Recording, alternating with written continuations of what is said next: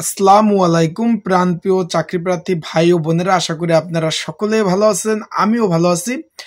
বরাবর মতো আপনাদের মাঝে আরেকটি নতুন একটি ভিডিও নিয়ে আসলাম। আজকের ভিডিওটা হলো আপনাদের রিকোয়েস্টের ভিডিও, কমেন্টসের ভিডিও। যে আপনারা অনেকে জিজ্ঞেস করছেন যে যেহেতু বাংলাদেশের প্রতিটা জেলা বিভাগে কিন্তু সিভিল সার্জন কার্যালয়টা রয়েছে, এখানে কিন্তু বিভিন্ন পদে বিভিন্ন ক্যাটাগরি, যেমন স্বাস্থ্য সহকারী পদ, স্টোর কিপার, তারপর বিভিন্ন পদে কিন্তু নিয়োগ বিজ্ঞপ্তি চলতেছে বা কোনোটা সামনে পরীক্ষা হবে। সেই ক্ষেত্রে আপনাদের একটি প্রশ্ন যে ভাই, এই পরীক্ষাগুলো আসলে কি এমসিকিউ হবে না লিখিত পরীক্ষা হবে? এই যে সিভিল সার্জন কার্যালয়ের স্বাস্থ্য সহকারী পরীক্ষা বা সিভিল সার্জন কার্যালয়ের যে বিভিন্ন দপ্তরের পরীক্ষাগুলো কি আসলে এমসিকিউ হবে না আপনার লিখিত হবে, এই সম্পর্কে একটা আপডেট একটা ভিডিও দিয়েন।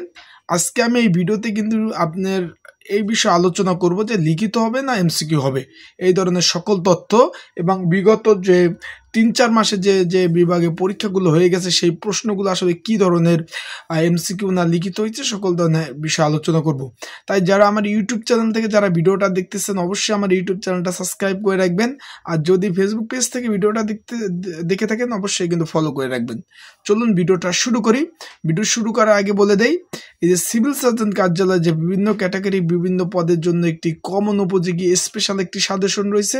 যদি কারো ছেলে আপু বা ভাইদের প্রয়োজন, অবশ্যই এই যে স্ক্রিনের উপর যে হোয়াটসঅ্যাপ নাম্বার আছে এইখানে যোগাযোগ করে কিন্তু আপনারা সাজেশনটা সংগ্রহ করে নিতে পারবেন। ঠিক আছে, এখন আজকে আমি আপনাদের বিভিন্ন দপ্তর যে পরীক্ষাগুলো হয়ে গেছে সবগুলো দেখে আমি আজকে জানিয়ে দেবো যে সেগুলো পরীক্ষা সহ এবং পরীক্ষা কি এমসিকিউ হবে না লিখিত হবে। প্রথমে এই যে আপনার কয়েকদিন আগে হয়ে গেল আপনার সিভিল সার্জন কার্যালয় আপনার মাগুরা, এখানে কিন্তু পরীক্ষা হয়েছিল লিখিত পরীক্ষা।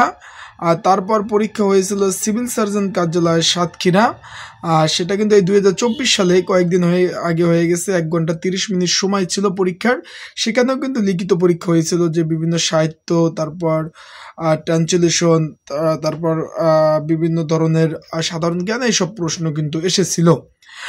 তারপর যে পদটির স্বাস্থ্য সহকারী পদের এটাও কিন্তু লিখিত পরীক্ষা হয়েছিল, চর্চাপদ বিভিন্ন ধরনের প্রশ্ন আসছিল।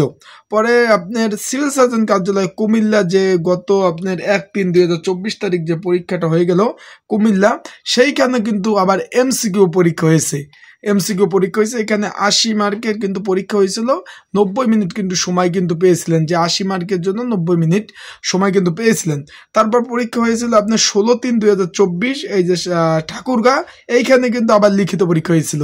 মানে আপনার 5টা বিভাগের মধ্যে 4টা লিখিত, একটি এমসিকিউ হয়েছে। তারপর পরীক্ষা ছিল সাতক্ষীরা, সেটাও লিখিত হয়েছিল। তারপর অন্য দপ্তরে সেগুলো লিখিত। এখন বা একটি প্রবলেম হলো কি, এই যে আপনার সিভিল সার্জন কার্যালয়ের যে তাদের ওয়েবসাইট বা তাদের যে লিখে দেয় যে পরীক্ষার, এখানে অন্য দপ্তরে কিন্তু আপনার উল্লেখ করে দেয় এমসিকিউ হবে না লিখিত হবে, কিন্তু এই যে সিভিল সার্জন কার্যালয়ের কিন্তু কোনো মানে কোনো বিভাগে এইরকম লিখে দেয় না এমসিকিউ হবে না আপনার লিখিত হবে। কিন্তু আপনার এই যে 6টা বিভাগের যে পরীক্ষার মধ্যে একটি শুধু এমসিকিউ হয়েছে আর 5টায় হয়েছে আপনার লিখিত। তার মানে বর্তমানে কিন্তু এমসিকিউ একটু কম হচ্ছে, লিখিত বর্তমানে বেশি হচ্ছে। কিন্তু আপনারা কিন্তু অ্যানালাইসিস দেখতে পাচ্ছেন, বর্তমানে কিন্তু আপনার যেটা আপনাদের দেখিয়ে দিলাম যে বর্তমানে এমসিকিউ পরীক্ষাটা একদম মানে অল্প, বেশি হচ্ছে লিখিত।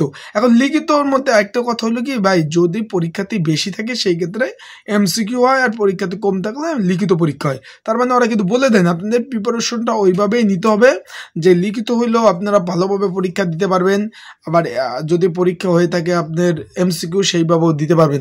এইভাবে কিন্তু আপনাদের প্রিপারেশন প্রস্তুতি এইভাবে নিতে হবে। আশা করি আপনারা বুঝতে পারছেন ভিডিওটা ভালো লেগে থাকলে অবশ্যই সাবস্ক্রাইব করবেন, ফলো দিয়ে রাখবেন।